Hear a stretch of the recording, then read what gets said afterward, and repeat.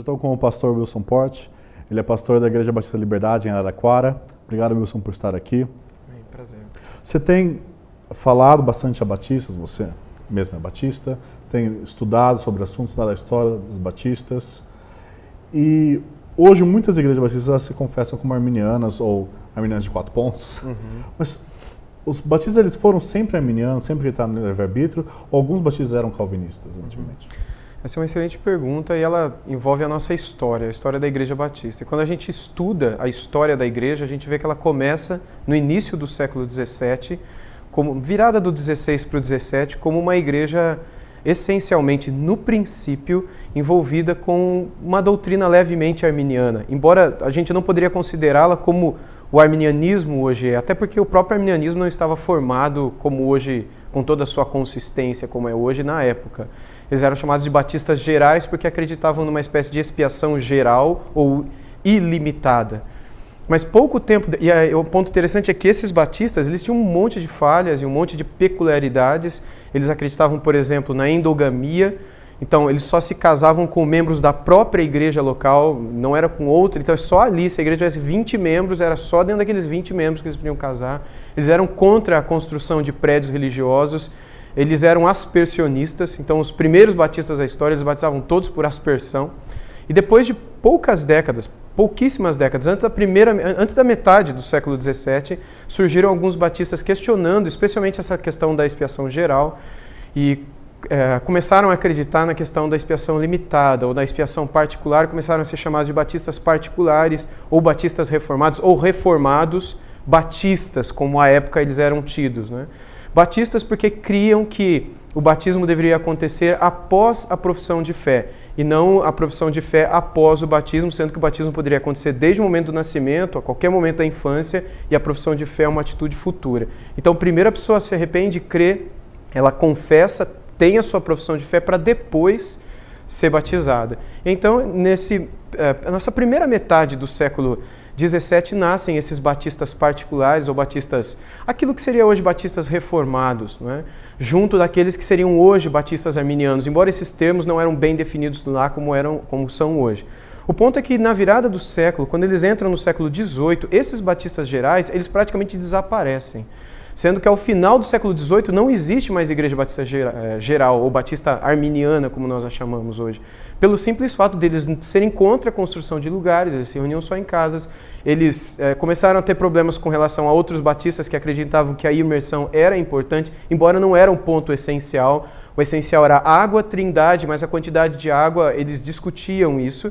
Mas os batistas reformados foram os que começaram a batizar por imersão. Então eles começaram a ter problemas com isso, tiveram problemas também com relação a outras questões, né, à época. E eles começaram a deixar de existir, como por exemplo a endogamia mesmo. Eles começaram pelo fato de só poderem se casar com gente dentro da própria igreja local, do mesmo endereço, da mesma casa. Em menos de 100 anos eles deixaram de existir. Então a gente vê por uma linha histórica que aqueles batistas particulares ou reformados, eles deram origem a praticamente todas as outras igrejas batistas na Inglaterra e aqueles pais peregrinos que foram para a América do Norte e começaram a igreja batista ali, a tradição batista ali, que dali veio aqui para o Brasil e para outros lugares do mundo, eles têm um pano de fundo histórico reformado. Tanto é que a confissão de fé que eles adotam nos Estados Unidos é um fruto daquela confissão de fé de 1689, que foi composta na Inglaterra por esse grupo de batistas particulares, ou batistas reformados. Quando vieram para o Brasil, a gente vê a mesma coisa. A confissão de fé batista que foi adotada aqui era a confissão de fé que era adotada nos Estados Unidos, a confissão de fé batista de New Hampshire, que foi adotada aqui e recebida até poucas décadas atrás, quando foi alterada para a declaração doutrinária da Convenção Batista Brasileira, que ainda tem um pouco desses resquícios reformados, mas já com algumas pinceladas daquilo que seria uma espécie de arminianismo, sendo ela defendida ou recebida e abraçada pelos dois grupos. Há reformados que dizem, não, ela é reformada, há arminianos que dizem, não, ela é totalmente arminiana, mas o fato é que ela é dúbia e cada um vai puxar a sardinha para o seu lado nesse sentido, né?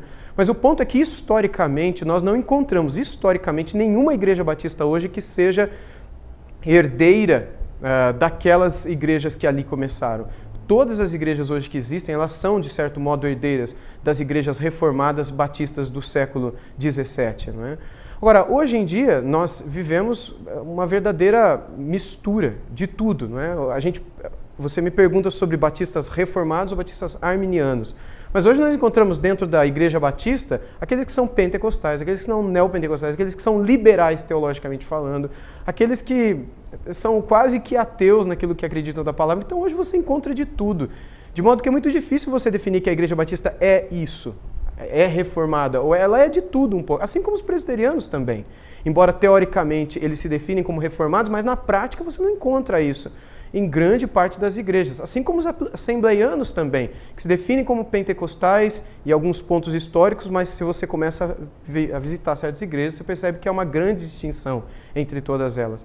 Então, no meio batista é a mesma coisa. Por isso que eu prefiro, antes de defini-la hoje, porque hoje você encontra de tudo, tentar olhar um pouquinho para a nossa história e ver quem foram aqueles homens que Deus usou para lançar os fundamentos teológicos, como Benjamin Kitt, John Bunyan, Hanser Knowles e tantos outros, que Deus usou ali no século XVII para fundamentar aquilo que hoje no mundo todo é conhecido como Igreja Batista. Foi com esses homens que os fundamentos foram lançados e hoje se reconhece tudo que se reconhece. E tudo começou com homens que eram reformados, amavam a palavra de Deus, voltavam para as Escrituras em todos os pontos, nesse sentido reformados também, e que deram origem a todas as igrejas de hoje. Né? Obrigado, Wilson.